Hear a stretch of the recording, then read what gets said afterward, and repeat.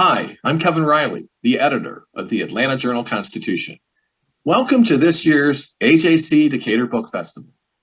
We've been part of the festival from the beginning. We share the common purpose of bringing people together to better understand the important issues of our times. I hope you enjoy the festival, and be assured, the Atlanta Journal-Constitution will continue to press on in its mission to let you know what's really going on in your community. Hi, I'm LaTwan Howard, president of the Decatur Book Festival Board. I'm so excited to welcome you to the 2021 AJC Decatur Book Festival presented by Emory University. You are truly in for a treat, as this year's program is simply outstanding. Whether you're looking for a taste of rebellion, intrigued by revolution, or simply fascinated by complex relationships, this year's lineup is sure to please. As we celebrate our 16th year, I say with great pride that despite the pandemic, the festival continues to accomplish its mission and still provides rich and community-connected programming. The festival is a beacon for writers and book lovers throughout Metro Atlanta, the Southeast, and now across the country, even outside the U.S. During last year's virtual festival, we had participants from over 150 U.S. cities and 81 other countries. It's so exciting to see the reach of the festival. I'd like to thank all of you for attending this year's program, as well as for your continued support. Enjoy the program. Good morning, everyone. It is my great pleasure to welcome you back to the Decatur Book Festival and to welcome you into this space. I am David Jordan. I'm honored to be one of the pastors of First Baptist Church of Decatur. And we're so thankful to be able to host this space and this time and work as a partner with many others and the Decatur Book Festival. We're so thankful for you and for your willingness to participate and for the authors and poets that will be sharing with us. This, we hope, will be not only a safe space, as in a sanctuary, but it will be a brave space, a creative space, a place where our imaginations are stimulated and compassion is deepened and understanding is broadened. So thank you for being here. Thank you for your open-mindedness in the experience together that we'll share in the power of stories, literature, and words strung together to help us be better people. One of those that will be doing that for us today as we begin our series of authors and poets is Jim Davis May. James Davis May is the 2021 National Endowment for the Arts Fellow in Creative Writing. He's the author of 2 poetry collections, Unique Things, released in 2016, and Unusually Grand Ideas, forthcoming in 2023. His poetry has appeared in Guernica, The New Republic, Plume, The Southern Review, and numerous other journals. He lives in Macon, Georgia, where he directs the creative writing program at Mercer University. And Jim, we look forward to your words and look forward to hearing from your poem, Puffins. Welcome all, and welcome Jim. Let us give him a good Decatur welcome as we share together.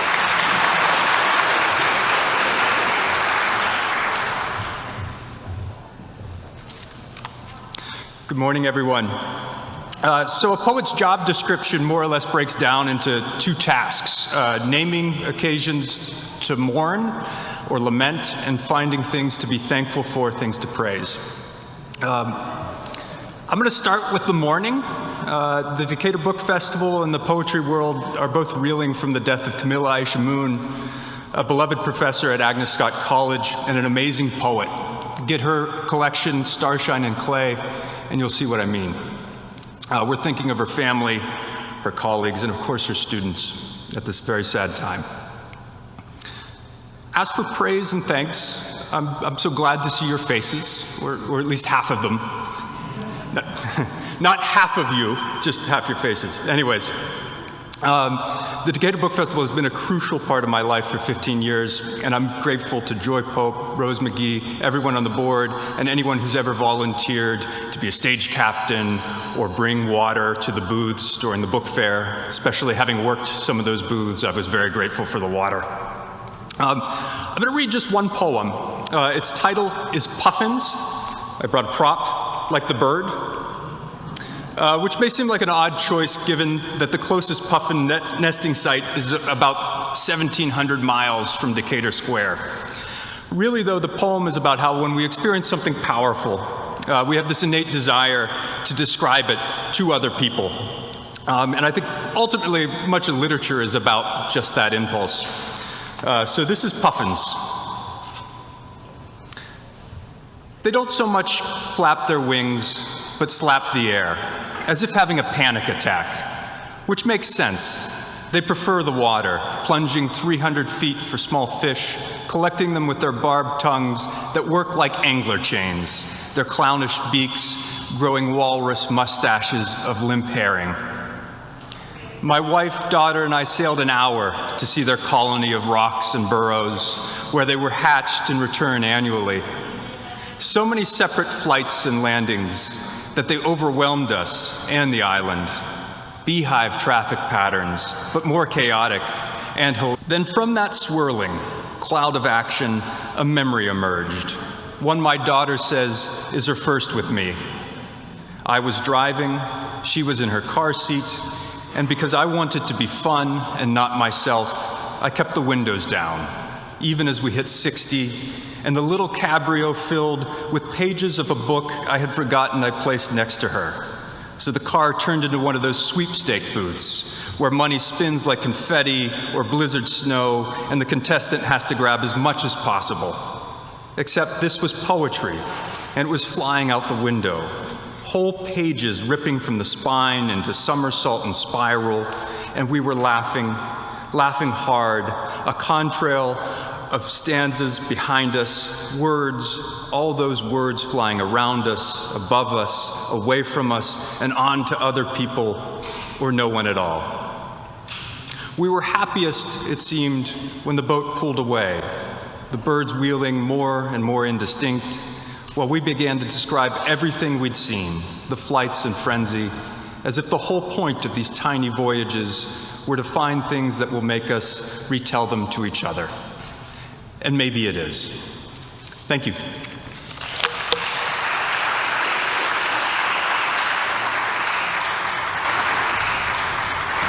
Good morning, everyone, and welcome. I'm Deborah Pyron, your stage captain for the day here at First Baptist, and we're just delighted that you have joined us for this session. I have a couple of brief announcements before the presentation begins.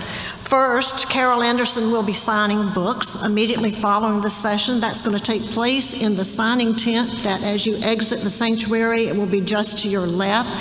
There will be volunteers directing you to the appropriate location. We do have books available for purchase today. We have Eagle Eye is our sponsoring bookseller for this session, and they would be delighted to help you with a book purchase. Maybe you've already gotten Carol's book or you would like to get additional copies, but Eagle Eye is out there to help you. Also, I'd like to mention that the Decatur Book Festival is a nonprofit. We depend on sponsors and donors like yourselves, book lovers from all over, to support the festival and help us to continue bringing the hundreds of authors to Decatur each year. When you came in, you may have picked up one of these bookmarks. It has a QR code on the back that you can scan and that will take you directly to a donation site. Or you can go directly to the festival website, which is www.decaturbookfestival.com. Thank you for considering a donation to support us.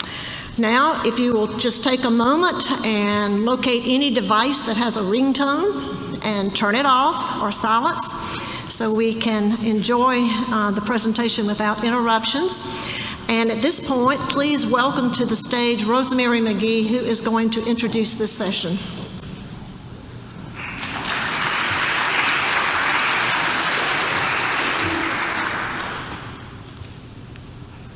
Thank you, Deborah.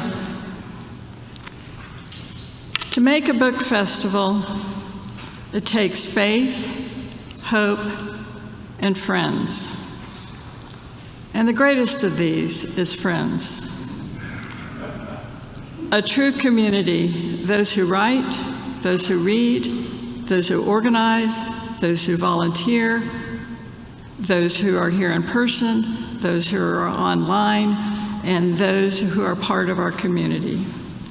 I'm Rosemary Magee, and I'm honored to be associated with the AJC Decatur Book Festival, presented by Emory University. Many thanks to all of you for being here in person or online for our 16th festival. I want first to take a moment to express deep appreciation to those who have made this happen here at First Baptist Church of Decatur. They include the following: Mickey Goodson, Deb Pyron, Bob Foch, Randall Hampton, David Jordan, Jeremy Clark, Jim Harrison, Daniel Solberg, Shelley Woodruff, Milton Brown, Ron Withers, Jack Rayner, Liz Hackney, Bob Hamilton, Ann Smith, Dilshad Primji. What a crew.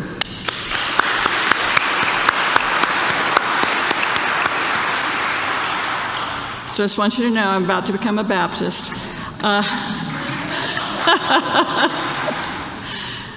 We are grateful as well for the many volunteers, in fact, too many to name, who inhabit these spaces: the booksellers, outdoors, the writers, the readers, the community, everyone. And a special note on behalf of the DBF board, we are particularly grateful for the steadfast investment and enthusiastic imagination of Joy Pope, who last time I saw her was right over here, checking her phone, who has been at the very center of our work for the past several years, through thick and thin. Joy, we thank you for everything you've given of yourself and of your enormous talents, especially to the 2021 festival here today.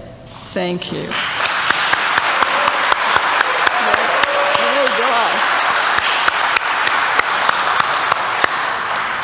So our program is going to start in just a couple minutes. So take a few minutes to, look around, take a deep breath, enjoy the presence of books, and it will be, and I'll come back up here and introduce it in just a minute or two.